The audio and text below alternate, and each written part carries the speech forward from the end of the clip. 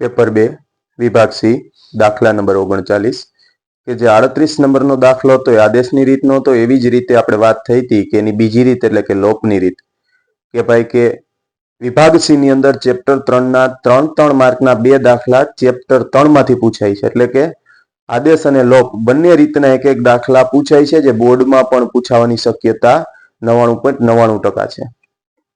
તો આપણે એમાંનું એક અહીં ઉદાહરણ જોઈએ.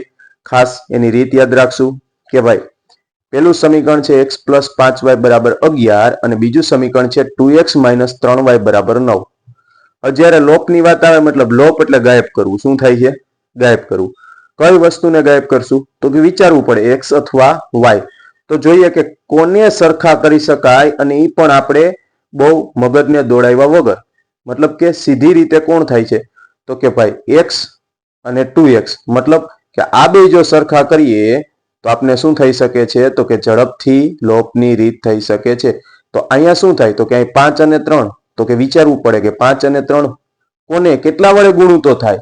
થઈ શકે બંને રીતે, પણ એની અંદર આપણે વિચારવું પડે. એટલા માટે આપણે ઈઝીલી કોને લઈ લીધો? x ને સરખો કરી નાખ્યો કે x અહીંયા 2x છે અને અહીંયા x છે, તેને કેટલા વડે ગુણું?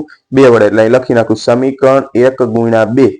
એટલે આખા સમીકરણને 2 વડે ગુણશું એટલે શું થાય? તો કે સમીકરણ 1 × 2 કરીએ અને પછી તો કે સમીકરણ 2 સાથે શું કરતા? લોપ લેતા. તો સમીકરણ 1 ને 2 વડે ગુણો એટલે શું થાય? 2x + 5 × 2 = 10y = 11 × 2 = 22. સમીકરણ 2 ઊંધું એમ એટલે કે 2x - 3y = 9. હવે જ્યારે આપણે જોઈએ કે 2x બે નિશાની કેવી છે? પ્લસ. તો નીચેનું જે સમીકરણ છે એની નિશાની શું કરી નાખવાની? ઉલટાવી નાખવાની. એટલે કે પ્લસ હોય તો શું થઈ જાય? માઇનસ. અહીં માઇનસ હતા એટલે શું થઈ ગયું? પ્લસ. 22 કેવા છે? પ્લસ. એટલે શું થઈ જાય છે? માઇનસ. હવે તો કે એમાં પ્લસ માઇનસ 2x છે શું થઈ ગયા? ઉડી જાય છે. અને આ બેનું શું થાય? Plus plus plus. એટલે કે સરવાળો 10 ને 3 13y. અહીંયા પ્લસ અને માઇનસ એટલે બાદબાકી 22 માંથી 9 જાય તો 13. તેથી 13y બરાબર શું થઈ જાય છે? 13. હવે આ જ રીતે કે y બરાબર 13/13 એટલે ગુણાકારના 13 હતા, સામેની બાજુ ગયા તો ભાગાકારમાં. એટલે કે y બરાબર 13/13 એટલે કેટલા આવે? 1. ધ્યાન રાખવાનું છે કે ભાગાકાર હોય સરખે સરખું ઉડે એટલે કે કટ થાય તો જવાબ આવે 1. કારણ કે ગુણાકારનો અને ભાગાકારનો તટસ્થ આંકડો છે 1. કોઈ અહીંયા 0 મૂકશો તો જવાબ શું આવશે? ખોટો. એટલે ધ્યાન રહે, સરવાળો બાદબાકી હોય તો 0, ગુણાકાર ભાગાકાર હોય તો 1. આ વસ્તુનું ખાસ ધ્યાન રહે.